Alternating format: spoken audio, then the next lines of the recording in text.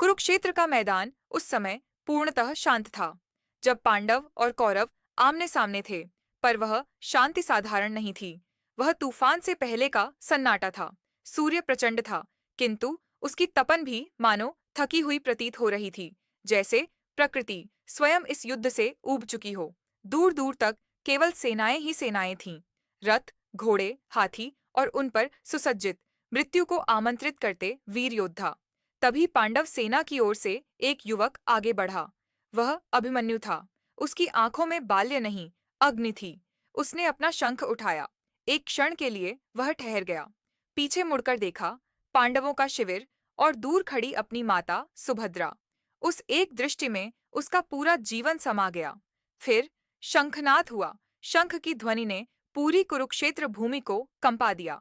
ऐसा लगा मानो पृथ्वी ने स्वयं अपनी सांस रोक ली हो। कौरव सेना चौंक उठी। यह कौन है, इतनी कम आयु में? पर अगले ही क्षण युद्ध आरंभ हो चुका था। चक्रव्यूह धीरे धीरे घूमने लगा। रथ दिशाएं बदल रहे थे। सेनाएं अपनी अपनी जगह संभाल रही थीं। अभिमन्यु ने अपना रथ वेग से आगे बढ़ाया। जैसे ही वह पहली परत में प्रविष्ट हुआ, उसके बाण बिजली की भांति चल पड़े। कौरव योद्धा धराशायी होते चले गए। दूसरी परत में तलवारों का भयंकर तूफान था। अभिमन्यु ने अपने पिता अर्जुन की भांति बाण से बाण काट दिए। चारों ओर केवल गर्जना थी। दूर खड़ी पांडव सेना आश्चर्य से यह दृश्य देख रही थी। उन्हें विश्वास ही नहीं हो रहा था कि यह युवक अकेला ही पूरे चक्रव्यूह को भेदता चला जा रहा है। जैसे जैसे अभिमन्यु आगे बढ़ता गया, कौरवों के महारथी एक एक कर सामने आने लगे। द्रोणाचार्य की आंखों में विस्मय था। कर्ण के हाथ अनायास ही धनुष पर कस गए। यह कोई बालक नहीं, यह तो अग्नि है, किसी ने धीमे स्वर में कहा। पर जब वीरता भय बन जाती है, तो मर्यादाएं टूटने लगती हैं। अचानक एक भयंकर प्रहार हुआ। अभिमन्यु के रथ का पहिया टूट गया। घोड़े चिल्ला उठे। रथ बिखर गया। धूल का विशाल गुब्बार उठ खड़ा हुआ। पांडव सेना से एक साथ चीख निकली, अभिमन्यु! पर जब धूल छटी, तो वह खड़ा था, हाथ में तलवार, आंखों में अग्नि। अब वह रथ पर नहीं था, और चक्रव्यूह के बीचों बीच एक अकेला युवक धूल, रक्त और शत्रुओं के समुद्र में खड़ा था। अब वह पैदल युद्ध कर रहा था। उसके हाथ में तलवार थी, पर वह केवल शस्त्र नहीं, उसकी अंतिम आशा थी। उसने सामने आते कौरव योद्धा पर तलवार चलाई। वार सीधा हृदय पर पड़ा। योद्धा चीख तक न सका और धरती पर गिर पड़ा। दूसरी ओर से गदा आई। अभिमन्यु ने उसे ढाल से रोका। प्रहार इतना भयंकर था कि उसकी भुजाएं सुन्न हो गईं। पीछे से बाण चला। बाण उसकी पीठ में धंस गया। रक्त की धारा फूट पड़ी, पर वह रुका नहीं। उसने पीठ से बाण खींचा, दांत भींचे और उसी बाण से सामने खड़े योद्धा को भेद दिया। उसका शरीर अब घावों से भर चुका था। कंधे पर तलवार की चोट, जांघ में गदा का प्रहार, छाती में तीर धंससे हुए। रक्त बह रहा था, पांवों से, भुजाओं से, वक्ष से। धरती फिसलन भरी हो चुकी थी, पर उसके चरण नहीं रुके। वह लड़ता रहा। एक के बाद एक कौरव योद्धा उसके हाथों धरती पर गिरते चले गए। यह देखकर कौरव सेना में भय फैलने लगा। तभी चीख उठी, इसे घेर लो, इसे अकेला मत छोड़ना।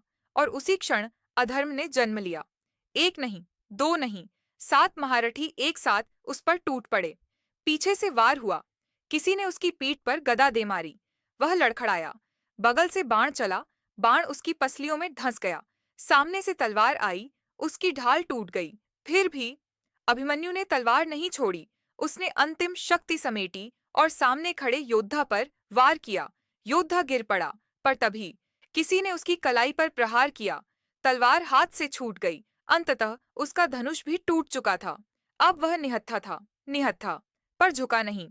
उसकी सांसें तेज थीं, सीना ऊपर नीचे हो रहा था। रक्त हर धड़कन के साथ और तेज बह रहा था, पर आंखों में भय नहीं था, केवल क्रोध और धर्म। तभी एक साथ प्रहार हुआ। सामने से गदा, उसकी छाती पर, पीछे से तलवार, उसकी पीठ में, बगल से बाण, सीधे गले के पास। अभिमन्यु के मुंह से एक कराह निकली। उसके घुटने मुड़े। वह धरती पर गिर पड़ा, पर पूरी तरह नहीं। उसने हाथ के सहारे खुद को उठाने की कोशिश की। रक्त मुंह से बहने लगा। शरीर कांप रहा था। सांसें टूट रही थीं। फिर अंतिम प्रहार हुआ। गदा सीधे सिर पर, और एक युवा शरीर धरती पर निढाल हो गया। उसके हाथ अभी भी मुट्ठी में बंधे थे, मानो वह अब भी लड़ना चाहता हो। धरती का रंग पूरी तरह लाल हो चुका था। चक्रव्यूह रुक गया। किसी ने जयकारा नहीं लगाया, किसी ने विजय का उत्सव नहीं मनाया, क्योंकि सब जानते थे यह कोई विजय नहीं थी, यह एक बालक की सामूहिक हत्या थी। दूर से भीम ने यह दृश्य देखा और क्रोध में अपनी गदा भूमि पर पटक दी। युधिष्ठिर ने आंखें मूंद लीं, कंपाती आवाज में बोले, हमने अपना पुत्र खो दिया। अभिमन्यु गिर चुका था, पर उसकी वीरता अब भी खड़ी थी। वह मरा नहीं, वह इतिहास बन गया। और जब सुभद्रा ने अपने पुत्र के ललाट को स्पर्श किया, तो समय एक क्षण के लिए ठहर गया। न आंसू गिरे, न कोई शब्द निकला, क्योंकि कुछ पीड़ाएं रोती नहीं, वे भीतर सब कुछ तोड़ देती हैं। सुभद्रा जानती थीं, यह स्पर्श आशीर्वाद नहीं, विदाई है। उस स्पर्श में प्रार्थना थी, गर्व था, और वह पीड़ा भी, जो केवल एक माँ सह सकती है। उन्होंने कुछ कहा नहीं, क्योंकि यदि वे बोल पड़तीं, तो शायद पूरा कुरुक्षेत्र उनकी चीख सुन लेता।